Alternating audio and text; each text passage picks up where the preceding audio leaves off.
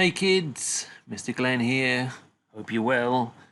Today we are going to be looking at starting our Julian Opie portrait. So before we begin, we are going to make sure that we know where our tools are and we have them ready. So I'm going to long press onto the pen tool and make sure that's ready. I'm also going to make sure that I have my windows ready.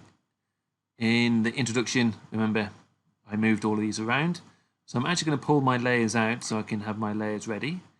These are my libraries from my sign-in on Adobe. I'm going to have my properties open. The other things I want open are my brushes, because I'm going to be using these later.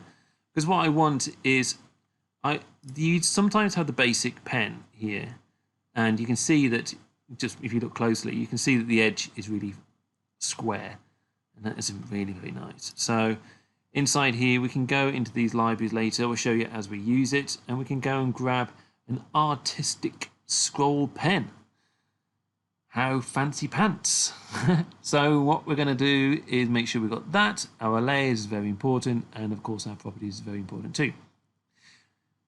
For later on, even later, we want our swatches open too. So we come down to swatches and we want that open because we want our colours. I'm going to pull that open and leave that there. It's going to grab that. You can grab the edges of these and move them around and have them however you like. Because I'm going to get my palettes, and of course in here we're going to make a new swatch later on based on our palettes and things like that. So that's the setup done. Make sure that you've got yours set up like this or something similar, or however you want. You may want the swatches over here, however you want. And then make sure you've got your properties, your layers, your swatches, and your brushes open here as well. Okay, so that's it to start with.